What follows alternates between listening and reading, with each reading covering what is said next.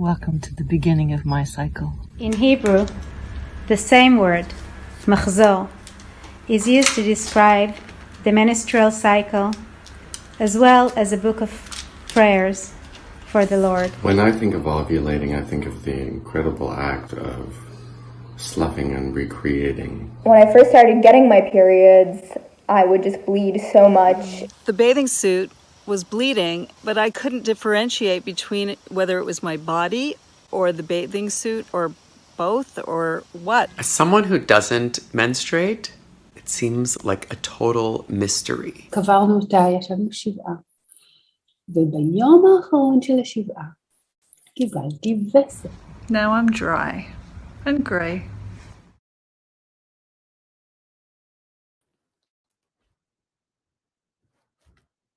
Hello. Welcome to our 8th Lunar Conversation, celebrating this album, my new-ish album, called 13 Lunar Meditations, Summoning the Witches. And today I will indeed be summoning the witches as we're starting side C of this album. It's a 4-sided album. And side C, as you can see, these dancing witches, is the slightly less comfortable of the 4 sides of this album. It's the side in which we touch a bunch of avoided topics that are easier left in the shadows than faced head on. And yet, in order to really break through those taboos and find change in this world that we all love and we all want to see change in, I think, I find that it's a wonderful thing to touch on them, even if a little bit harder. So in these next 3 months, we're going to touch those avoided topics. And we're going to start today with the song Dissipating, Discus. And we're going to discuss some of our womb stories and menstruation, ovulation, menopause, and more. Then next month, we're going to have Sophia Ray and Stefan Diamantakiou here with us. And Sophia is going to share with us about her poem that she wrote, which brings some anger about the romance around the moon. And then in October, we're going to go into the song Moon Over Gaza, which is a composition of mine to 3 poems tied together, woven together, 2 by Palestinian poets and 1 by me that I wrote.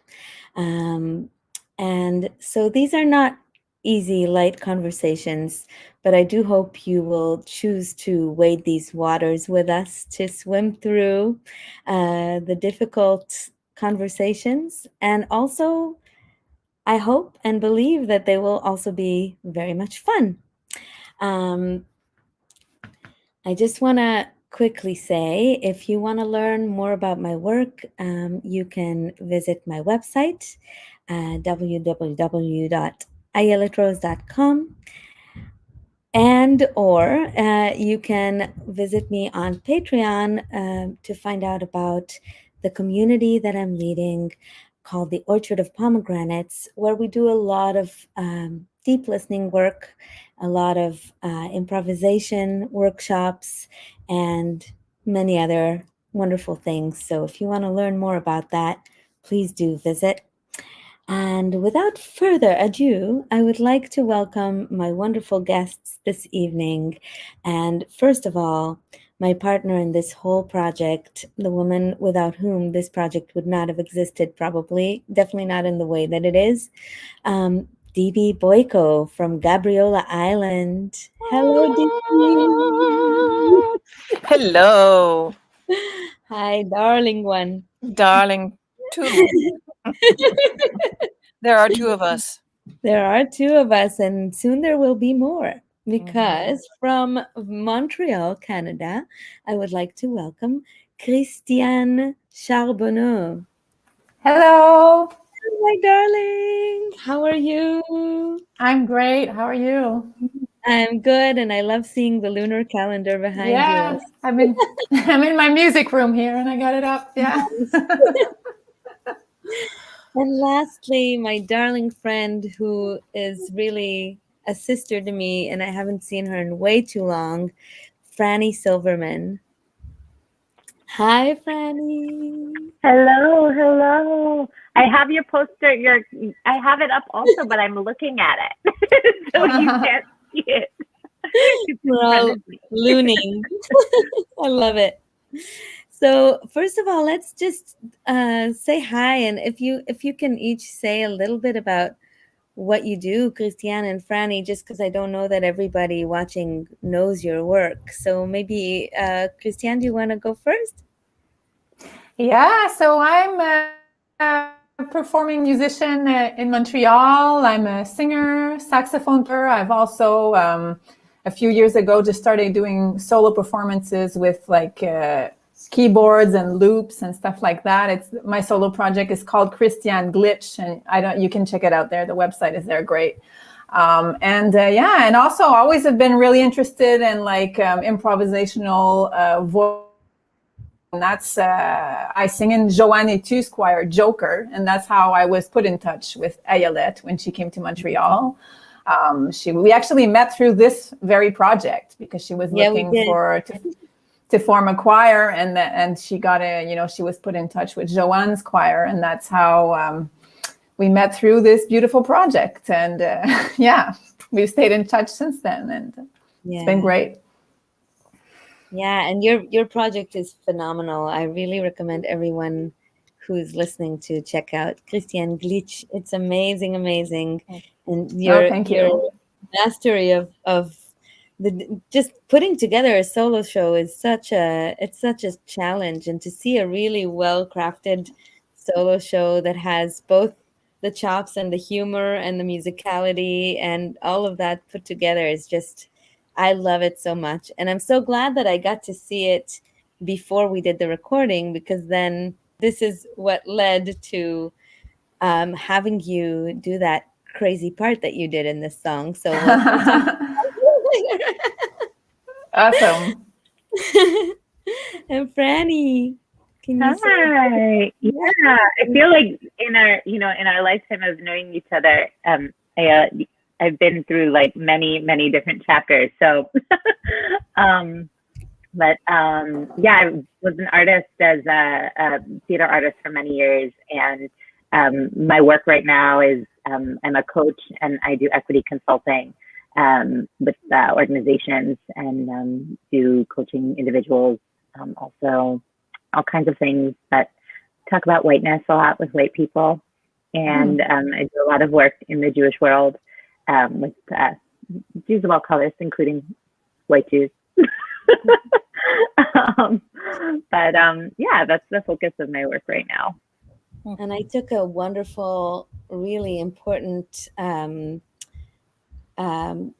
seminar, I guess. Would you call it a workshop or a seminar that you co-led, which was called How to Talk to Your Child About Race? Is that or something along? Yeah, it was something like that. I don't, if that was the substance of it. Yeah, I don't even remember what we called it, but that was basically the substance of it. Yes, with my partner, Mommy Chapman, who I do a lot of work with.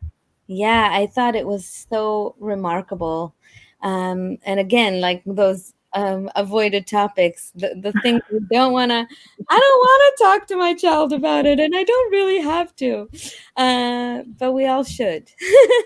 So thank you for doing this work, and I'm so glad that there are humans like you in the world putting this kind of work out there. I'm so glad there are humans in the world doing the kind of work that you're doing. There's all kinds of ways to approach the things in the world that are challenging, and music is and art is like tops. Yeah. And I was telling you a little bit when we were backstage that I'm feeling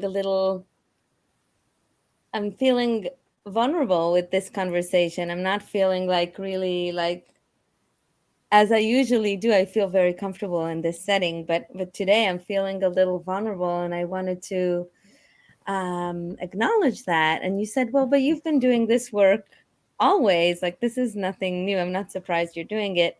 And I think the difference is that I have been doing this kind of work through my music and through my writing, but not in this kind of direct way.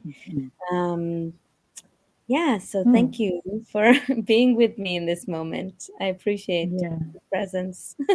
Yeah. I think, multiple tactics. If we want to move this grand planet and the people on it from generations, like all the tactics, all the things that all the talents, all the tactics, all the superpowers, like everybody do. And like, it means we all have to step into discomfort zones, I think that even for me that this, I haven't done, it's funny, like approaching this, like this, I haven't made art in a direct way. I've been making zines, I'm an artist. So whatever I'm doing, I'm still like patchkeying, like I'm always doing something, whatever. Patchkeying is Yiddish for like a person who has ants in the pants, whatever they're always doing, that's patchkeying. I'm always like, I'm always like making something, like I'm always, but I haven't worked at, like, that hasn't been my work in a long time. And, you asked, you're like, do you remember what you wrote for this? And I was like, I think I was blacked out those years. Like, I don't know, so that's my vulnerability that I'm bringing to this piece tonight.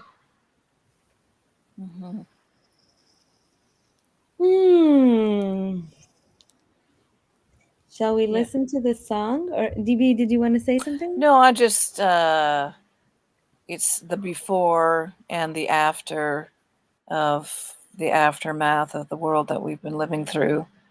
There's certain things that are hard to call up because we lost a bunch of the signposts along the way. So it's great that people like Franny are doing this kind of work to remind us of signposts and things that, or it's also been an eye-opener for people to look to new things. So it's just about awareness, new opportunities for new kinds of awareness. So I'm looking forward to more of the conversation. So I'm not going to say any more. And I think we should listen to Dissipating Discus and watch it. Yes. All right. So I'll just say quickly, the words for this song are written by Franny as well as Bertie Lawson, who we'll hear some astrology from later, and Shelly Mehari, who will hear a womb story from later. She will open the womb stories. So the first one is Shelly, and she actually is the one who wrote the line in the song that brought on this whole conversation. And we'll talk more about the process of it a little bit later. The choir was conducted by DB. It's called Cor Luna, and Christiane is part of that choir. You will hear her front and center in there. You'll also hear Maya Kuroki. The two of them are really featured in it, and Graham Weber, and a bunch of other amazing vocalists, some of whom you've already met here. And the band is Aram Bajakian, Elam Basaldi, Stefan Diamantacu, and Ivan Bamford. So enjoy the music. And the art is done by Sarit Evrani and made into a moving video by Serge out of the UK. Let's do it.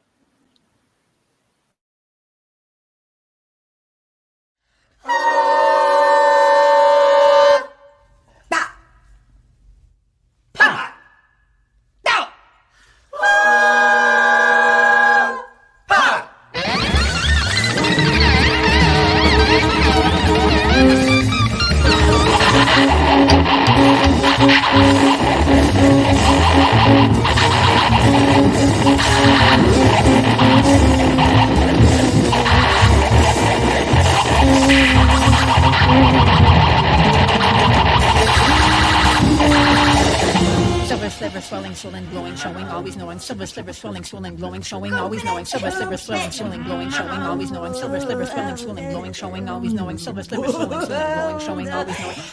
swelling, swollen, glowing, showing, always knowing. Silver sliver, swelling, swollen, glowing, showing, always knowing. Silver sliver, swelling, swollen, glowing, showing, always knowing. Silver sliver, swelling, swollen, glowing,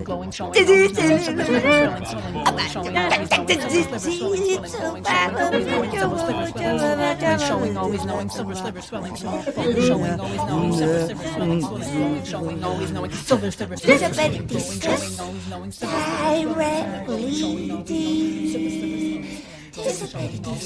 sliver, swelling, swollen, glowing, showing, always knowing. Silver sliver, swelling, swollen, showing, always knowing. Silver sliver, swelling, swollen, showing, always knowing. Silver sliver, swelling, swollen, glowing, showing, always knowing. Silver sliver, swelling, swollen, glowing, showing, always knowing. Silver sliver, swelling, glowing, showing, always knowing. Dissipating, discuss, dissipating, discuss. I love to ovulate when the moon is full and bleed when she almost disappears. I love to ovulate.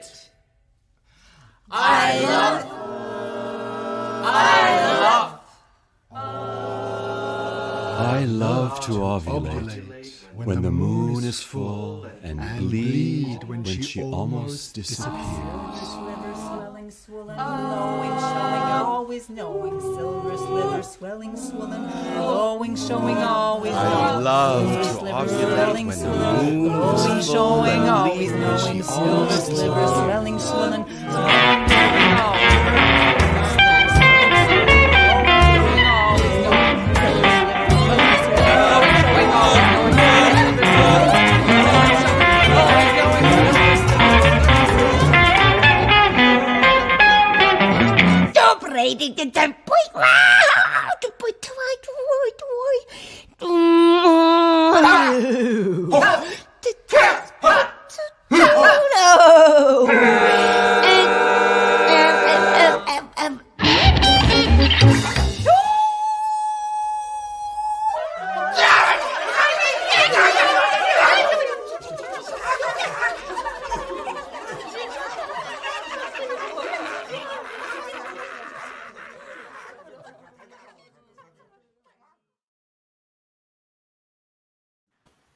There it is. I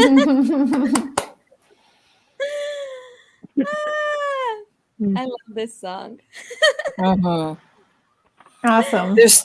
There's two ravens calling back and forth here right now that came right out of the end of that piece. So Right off of Birdie's head. Yep. No, I love that. I know that the raven is like a symbol in some First Nations, like indigenous tribes, but I don't know what it is a symbol of.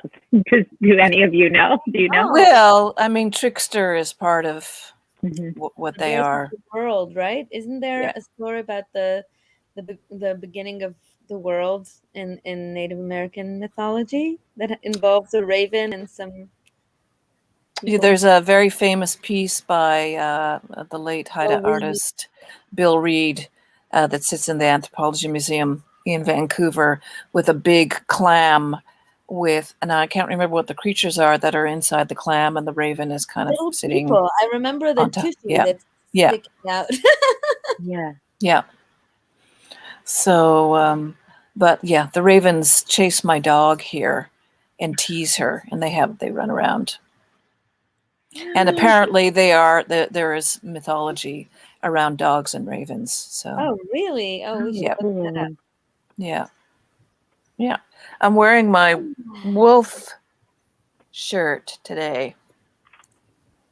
Oh. Dogs and ravens. Oh, yes. Can you talk a minute about the piecing together of this piece? Because I feel like there's a story behind it a little bit. So, well, I mean, you set about with a score with all the different pieces of poetry and some certain time signatures with the work, which were quite complex, which was lovely to have that thrown in and layered around. And We had a conversation about some people that could speak really fast, including Christiane, that we gave the slithering piece of text. Sliver. Yes. Can And you do so, it, Christiane? Are you? You want me to do it now? You? Silver, what it was, silver, sliver, swelling, swollen, glowing, showing, always knowing. Silver, sliver, swelling, swollen, glowing, showing, always knowing. Silver, sliver, swelling, swollen, glowing, showing, always knowing. yeah. Yeah. I don't no know, one I else guess could do that. I like to practice those tongue twisters when I was a kid, I guess. She sells seashells by the seashore. It was like a little challenge I gave myself. And it has paid off, I guess, all these years later. Yeah. Yeah, you're the one. It was quite lovely to also work with the band. So for those who weren't there to see what was going on, there was a sort of a hawketing back and forth between the instrumental ensemble and the choir. So I would cue the choir. There were a lot of different cues of material, so it was quite freeform in that sense. Nobody knew what was going to come up, but the score had different materials, so there was cueing signals for that. And then I would cue the band, which Aram was basically leading. So it was person. yeah. So I would send the message and keep the choir going, and then cut off the choir. And it's very weird because StreamYard is backwards, so I'm looking at myself conducting over there, which is on the other side. Anyways, so that was a lot of fun doing it. That it was recording. The text. So the text, we only have 3 writers listed in the credits because those are the writers whose works actually made it into the final cut. But the text, it's the score is actually 30-some pieces of text, which you didn't know what was what. And every person in the choir had a different combination of texts from 1 till 10. Right. They each had 10 lines. And so you cued a number not knowing what sentence you were going to be fed, what you were going to get. Yeah. And they were all really interesting and cool, right? There were lots of beautiful, there was some Greek mythology in there. There was so many things people brought in. And so it was kind of a chance piece in some ways. Totally. Yeah. I love these kinds of pieces where you have no idea what's going to come. And that's the beauty of it. It's very in the moment. So, and then we went into the studio after, and because we had maybe about 3 different takes of this, and because there was completely different. Yes, and so there was a body of material, as you say, that we even in real time when it was recorded, we didn't know what was going to come up. Yeah, and so that was a lot of fun to kind of put it together, and we shaped it and shortened the work, and it really gave it some extra pow. And then also the lyric video. This was the first video where Serge put together, working with the text. I was just explaining it to my friends. It's kind of like a weird karaoke tune. I don't know. So maybe we should play it again, and people could follow along from home. Yeah, sing along. Sing along with the words. Good luck. We dare you. Yeah. And thank you. It would be like a drinking game, like a karaoke. Here we go. Every time I'm ready. Says, I got my gin. Have a drink. When you really would ovulate. Yes. But you had, I think that was a moment of brilliance on your part in the studio when we were recording, because we had so much material and everything was different. But I think that sentence that I love to ovulate stood out to you. And so you really emphasized it. When you by chance got it, you really played with it a lot, which is what ended up being the core of the song. Those 2 sentences, the silver sliver and I love to ovulate, became the core of the song. Which was so really beautiful and ironic to have the men sing those lines as well. That's some of my favorite stuff on the album. Yeah. And especially he's like so convinced when he says that, I love to ovulate. I think he means it, and you will see him in the womb story. He gave us the womb story. And I think wow. he says it with all of the conviction because he means it. He wasn't being ironic at all about it. And that's what I love about it. I think if it was ironic, I wouldn't have loved it so much.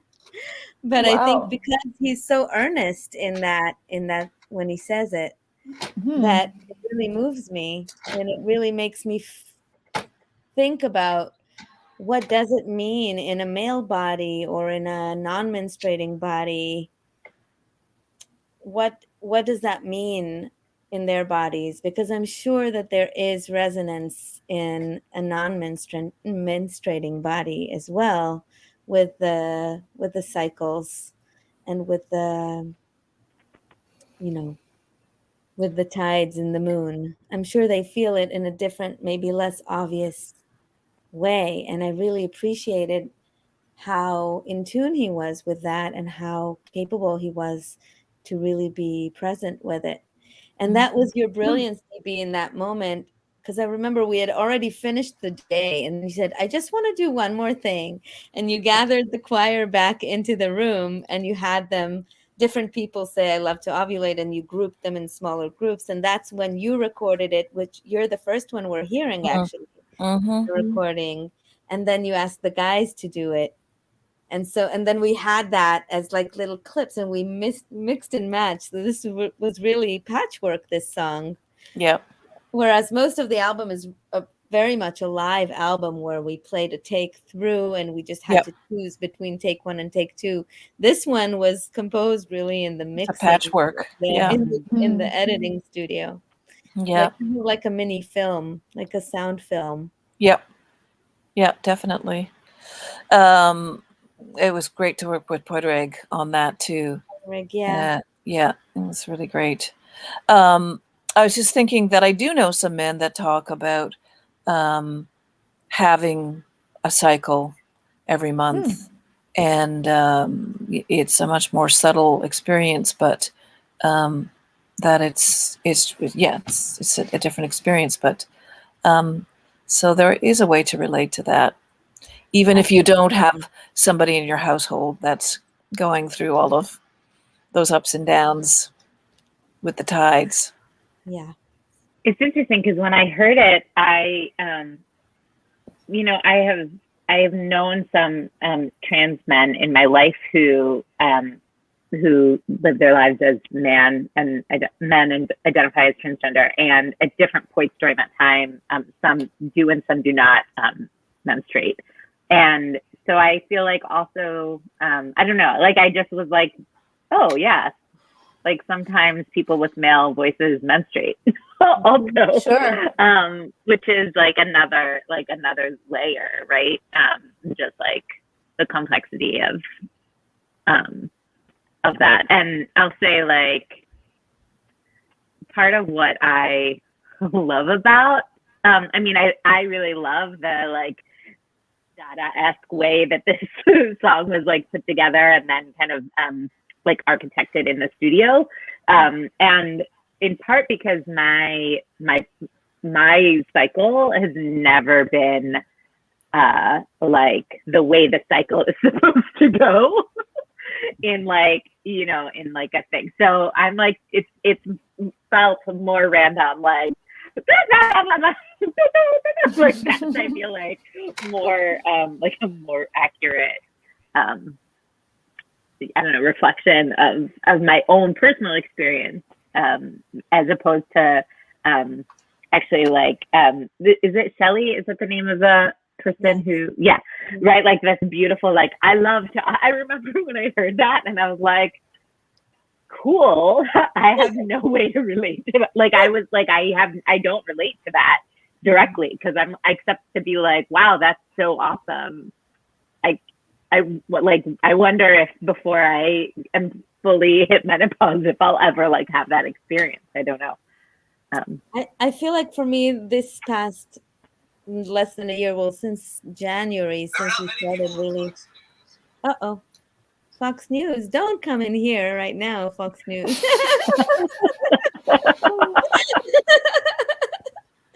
I feel like since we started doing these lunar conversations, my period has really aligned.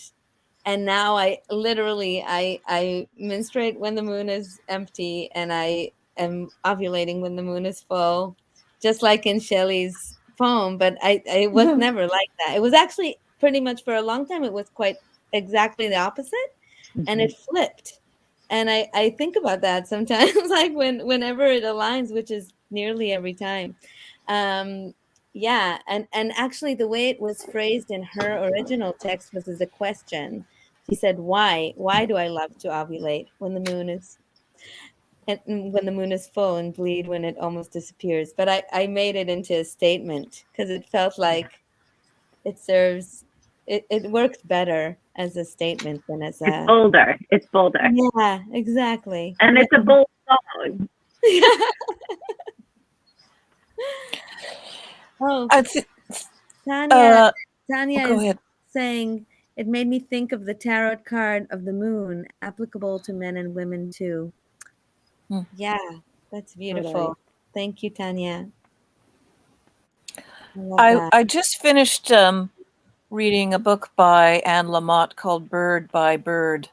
And it's it's a great book.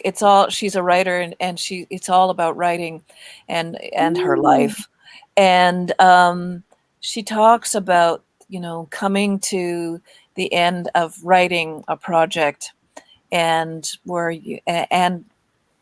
trying to figure out how to write and find your inspiration, and where is the basis for your discipline to keep writing every day, even if you're not too sure where you're going. And she has the whole book is full of these wonderful little ideas, but she talks about thinking about the moon and emptying and becoming full, and that process of emptying in order to begin to fill up again.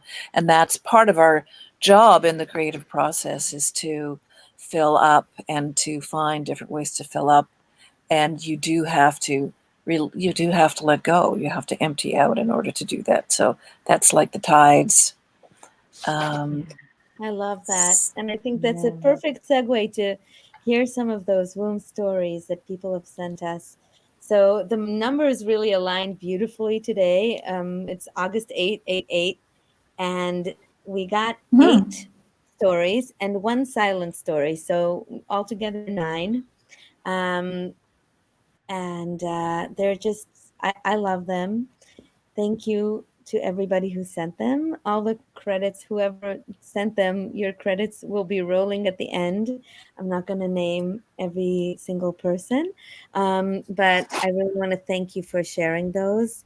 And let's hear the womb stories. In Hebrew, the same word, machzor, is used to describe the menstrual cycle, as well as a book of prayers for the Lord. About a year ago, I inserted an IUD, and ever since, I don't get my cycle. I only randomly bleed. Welcome to the beginning of my cycle. About halfway through this, I would ovulate. I loved ovulating. I could feel the pop of the egg as it left the ovary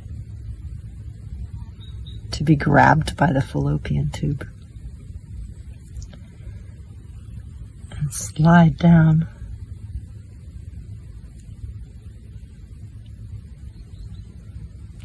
But when no one was there to take it out to dinner, my body would clean itself. It had prepared the table. There was a nap, they say in French. My body would clean itself. I love that too. I love the impurities, the little things I shouldn't keep.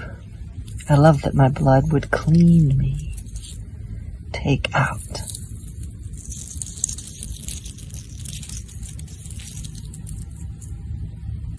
And then the cycle would continue, month after month, moon after moon. When I think of ovulating, I think of the incredible act of sloughing and recreating, of sloughing, of ridding,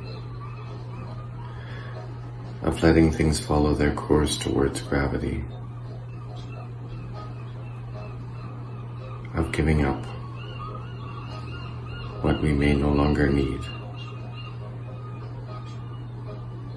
and from living in a place where holding on is not everything. סבתא שלי, בת 95, מתה. כל המוות שלה היה לפני עצמו דבר מאוד מעצים ורוחני. אני הובלתי אותה בעצם אל המוות, ממש עזרתי לה למות, קברנו אותה, ישבנו שבעה. וביום האחרון של השבעה קיבלתי וסת, ושמתי לב לווסת הזאת במיוחד, היא הייתה יפה, האדום שלה היה ממש חי, מלא חיים, אדום אדום אדום. וכתבתי אז לדניאל, אהובי, איזה יופי איך החיים מתחילים במוות, מותה של ביצית. ולא היה לי מושג מה אני בעצם אומרת. אבל אותו יום, 22 בנובמבר 2015, היה בעצם היום שאותו הייתי צריכה לציין במשך 9 חודשים שלמים, כאשר שאלו אותי, מתי מועד הווסת האחרונה? כי ב5 בדצמבר נכנסתי להיריון עם בני היקר, בכורי, קני, והווסת הייתה כמו קו הגבול הזה, שמעביר מוות לחיים חדשים. As someone who doesn't menstruate, it seems like a total mystery. I remember one of the first times I really understood what menstruation was like was seeing the posters, the advertisements that the Thinx menstrual underwear company had put in the subways of New York City. One featured an egg that was sliding down a wall. And for the first time, I thought, oh, maybe this is what it feels like on the inside. Otherwise, I had seen so many of my girlfriends cuddled up with heating pads, comforting their bodies, or trying to deal with a sudden onset of their periods when they weren't expecting it. Mostly, I wondered, as someone who doesn't menstruate, how can I support them? How can I help this experience to be as pleasant as possible? And what's the role of people who don't menstruate in ensuring a healthy, respectful way for people who do? So my first time ever getting my period actually coincided with my first time deciding to join the swim team in 8th grade. So needless to say, that was a pretty frustrating coincidence. And I immediately had to learn how to use a tampon, and I just remember it causing me so much anxiety to have to swim and constantly worry that my tampon would leak.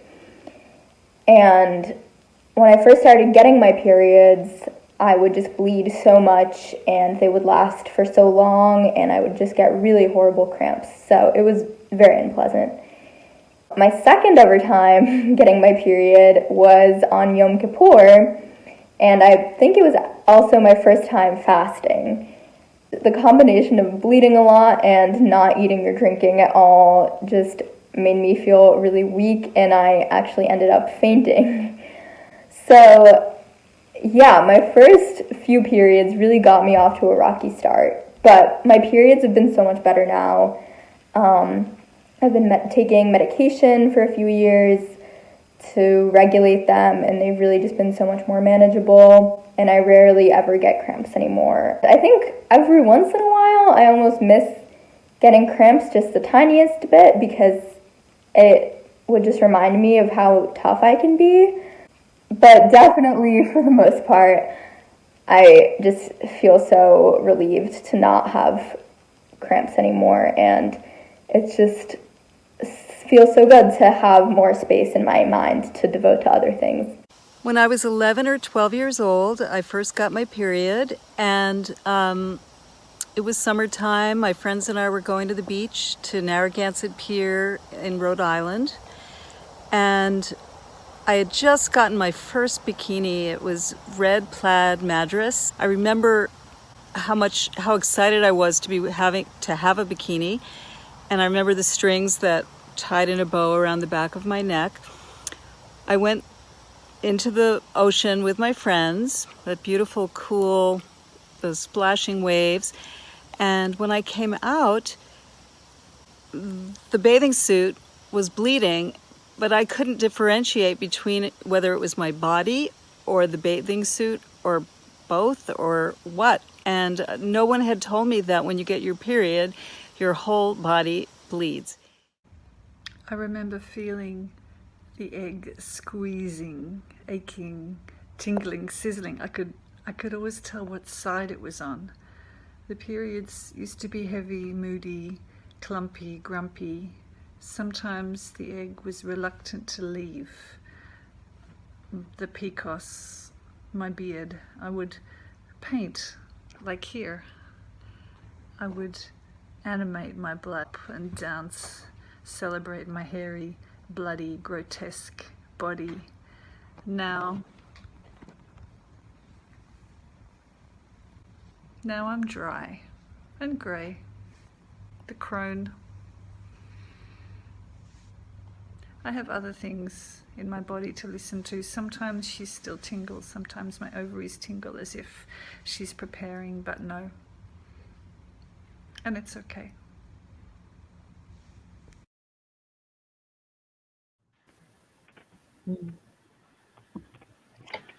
I just want to take a second to thank Shelley and Catherine and Graham and Ayelet and Sean and Shai and Biddy and Damaris and S, who wants to stay anonymous, for their beautiful, beautiful contributions to this and sharing your experience so beautifully and so artfully. Yeah, Judy. Absolutely. And some men and other as well. Yeah. That was intense. Yeah. I just kind of want to stay. I want to just like marinate. I really appreciated. I'm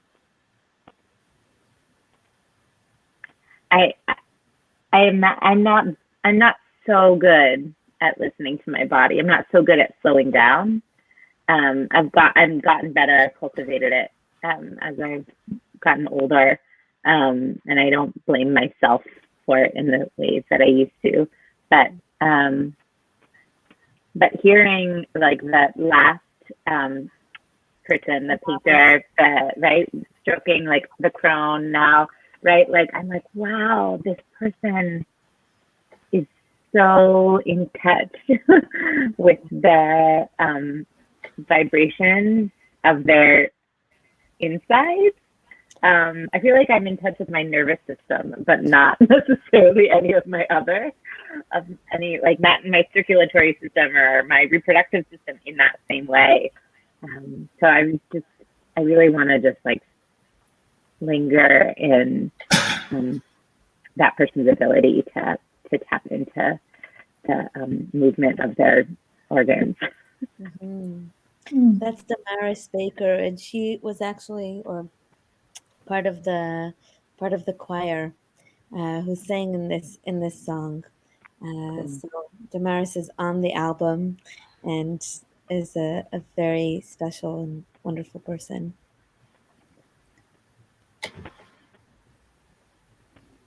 Thank you, Joyce.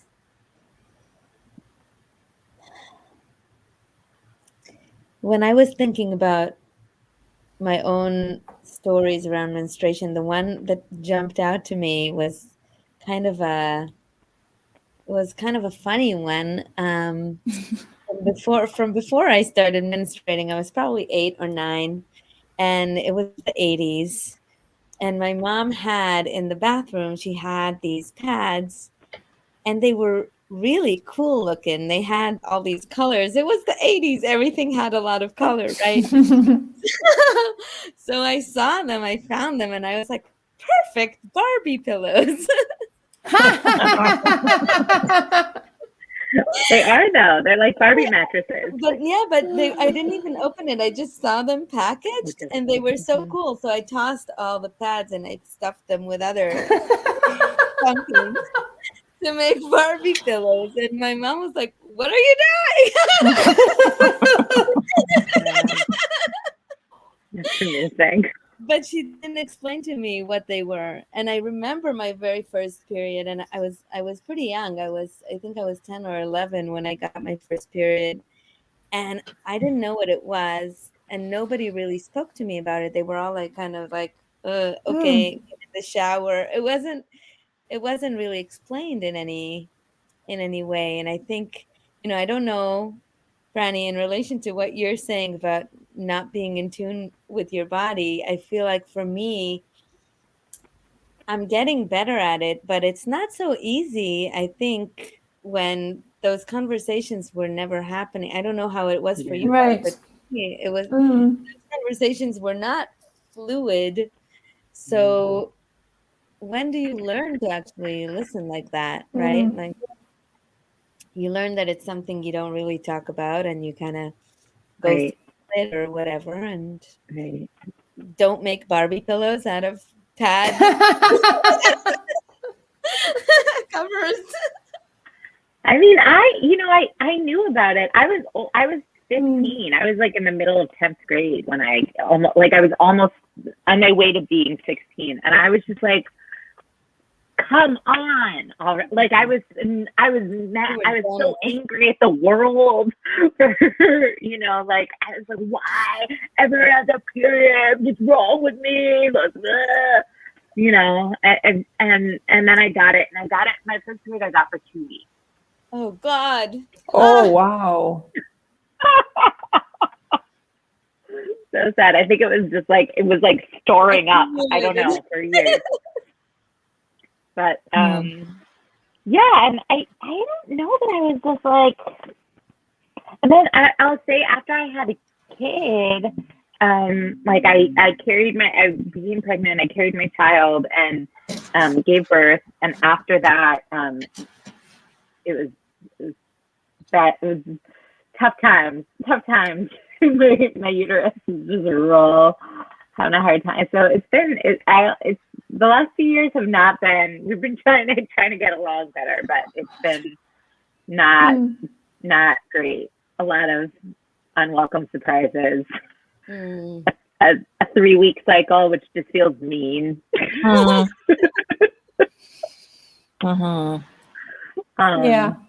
But I like all this beautiful. I like the beautiful, like, calm language that other people are bringing to it. That I feel connected to when I think about the moon and the moon cycle, like in this esoteric way. But there is like a mapping on my own experience onto that feels more like the song.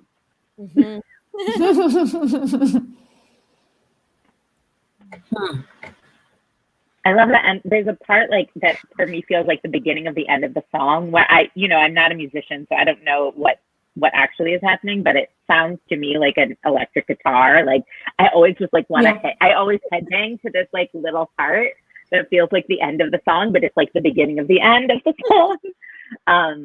That's like my favorite part, is that from that till the end. I don't know. Like, yeah. With another inspired moment. Yeah. There are plenty of inspiration in this song. Well, I'm just thinking about the word mean, it feels mean for 3 weeks. And I'm past those times now, but yeah, it's sort of that triggered a memory for me. And it's a life force, and it doesn't have, you don't have a huge way of controlling it. And it's a good teacher. For sure. Yeah. I think, although most of the time I would just say it was mean. Yes, and. Yes, and. Yeah. Let's move to hear a bit from Birdie, who brought in the sentence "dissipating discus," that the name of this. Well, I think her whole poem actually was "dissipating discus directly dear," which is in the song in its entirety, and it's named after it. And I think that sentence that Birdie wrote is what informed for me the compositional shape. When I drew it, it was a graphic score and a chance thing. That erratic, like, shifting. I don't know even why, because her sentence is it's actually very gentle. It's not erratic, but to me it felt like that, the dissipating discus, something about that regression. So let's hear from Birdie about the astrology and mythology of August.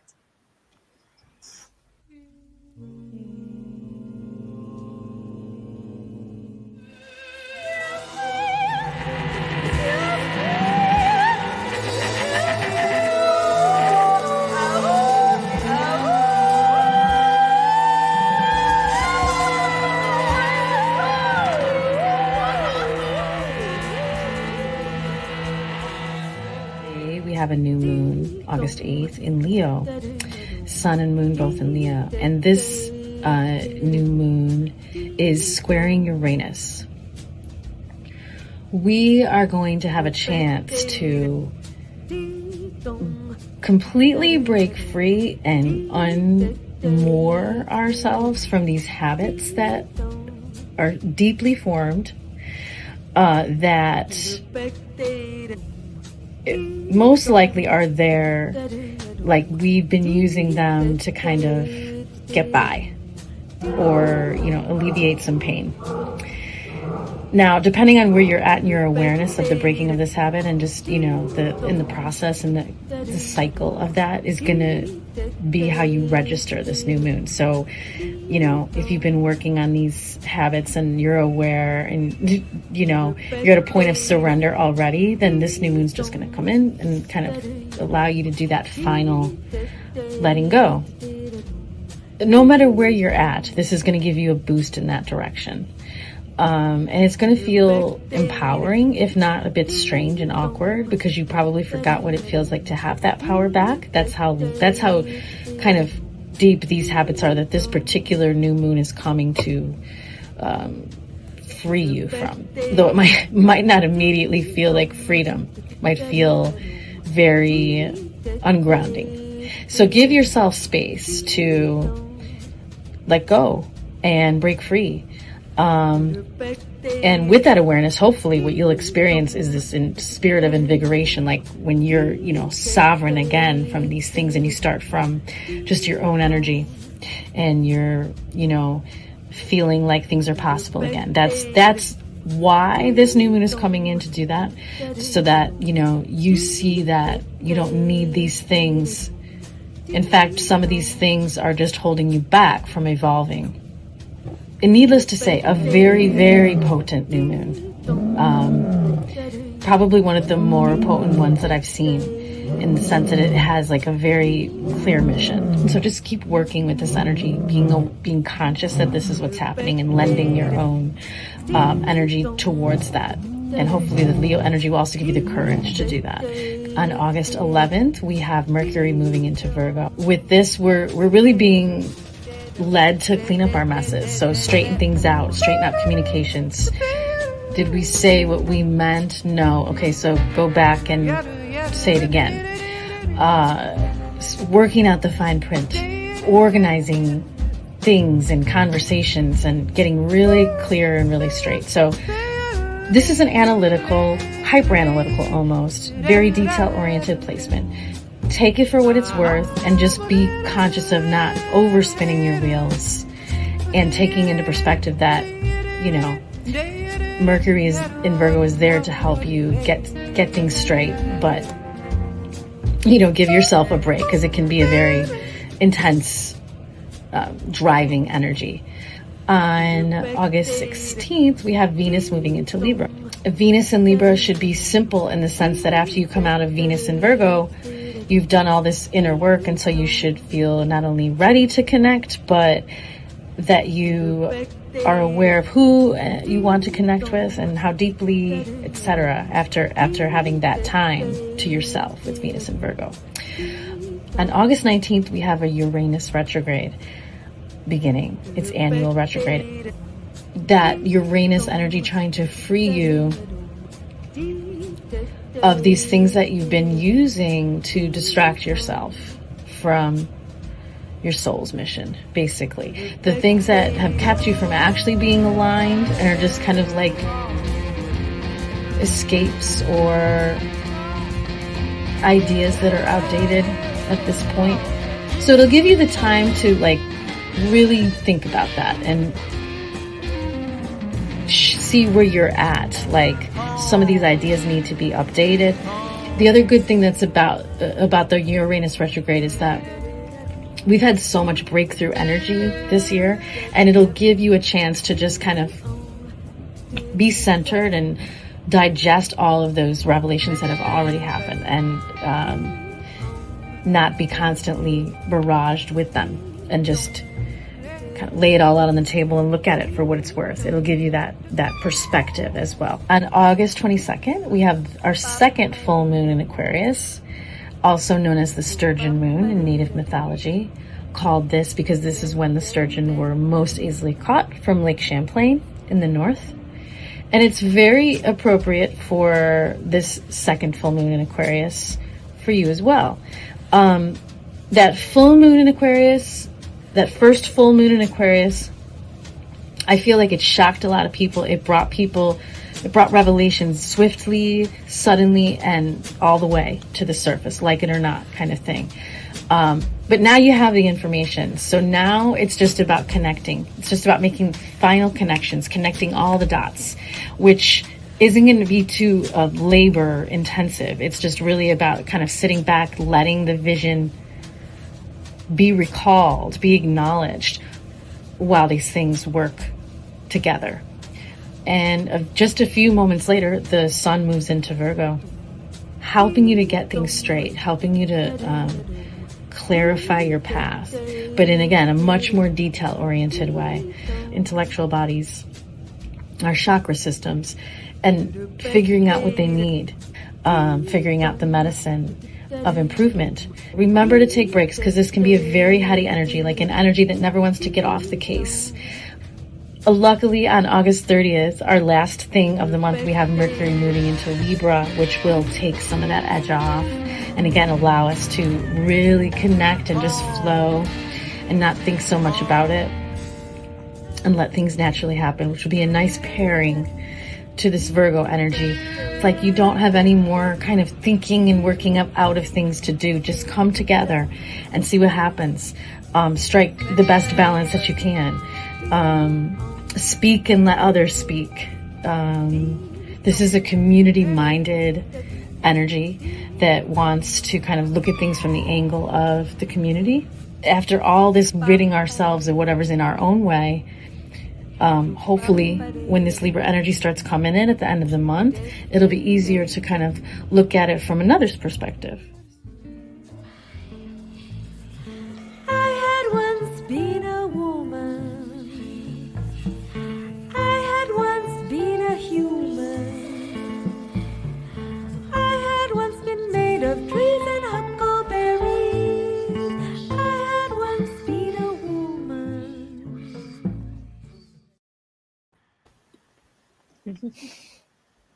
Mm-hmm. Energies. Love the lion. Great. Yeah, I'm a Leo. I really enjoyed that part. I wondered if any of us were Leos. I am, yeah. When's your Well, birthday? It was July 24th. Oh, sorry, I missed it. Happy birthday. Thank Happy you. belated. Yeah. Mhm. Yeah. I was out of town, but I had a great birthday. Yeah. You were away? Yeah, I was at a music festival in Bay St. Paul. It's a beautiful festive. It's my favorite festival in Quebec. Really? Oh my Yeah. God, you should tell me about more. I want to know. Yeah. Well, it Live? was actually the first time I went. Yeah, it's alive. It was absolutely live, outdoor shows, and I've gone there to perform several times, but I was just on vacation with my friends, and it's great. Amazing. All very natural nature settings, and small intimate shows because they kind of reduce the capacity. But yeah, it was great. Yeah. Amazing. Yeah. And Fanny, First time in so long I got to dance to live music. It was pretty amazing. Yeah. What kind of music is it? It was no specific style. It's actually all pretty much local artists, Quebecois artists. And there was So-Called, which you might know, who was there. Yeah. He's one of my favorites in Montreal, and he's incredible. And yeah, just some. Maya was actually playing, but I didn't catch her set. She was playing with her band, and yeah, I saw a few different artists, another female electronic artist. It's very diverse, but all kind of local acts. Yeah, just a great festival. Yeah, just really I find it really more laid back than a lot of the big, huge festivals. So it's great. Definitely recommend it. A good place to start Leo season. Yeah, definitely. Yeah. And Franny, I want to thank you for introducing me to Birdie all those years ago. You're welcome. I was just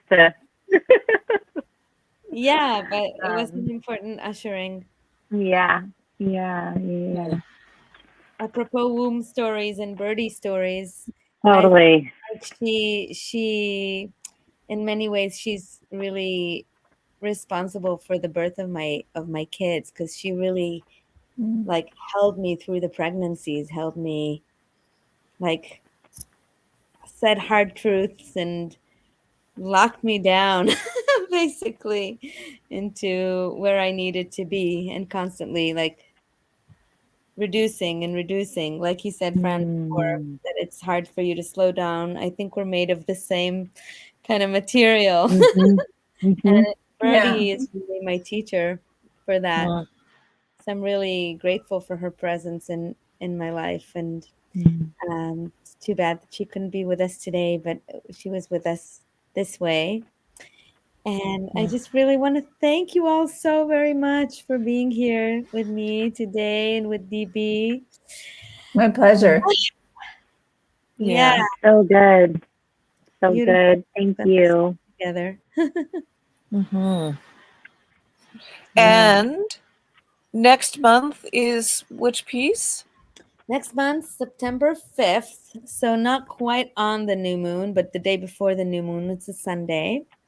And it's for me, it's like a double day, because at 3 p.m. Eastern time, I'm going to be on Galen Lee's broadcast. Galen Lee is an incredible genius artist. I hope you all know her. If you don't, check her out. So I'll be on her program at 3, and then our thing is at 6 on September 5th. And the song is Luna. And our guests will be Sophia Ray and Stefan Diamantacue. And just like in this song where we compiled it in the studio, Luna also was a studio compilation. And we'll talk more about it next time. But I'll just say that it's the first time they're meeting each other, and they have a duo performance on the album. So wow, more on that next month. Cool. So for now, I love you all. It's so amazing to see you. Thank you. Thank Thank you. you. Yeah. Thank you so much. Thank you. Enjoy the moon and the stars. The Perseus showers are happening now. They're spectacular. Yeah. Go out I'm going and lie camping. on your lounge chair and stare into the heavens at nighttime. It's beautiful. So much love. So much love. Yeah. Thank you. Bye. Bye.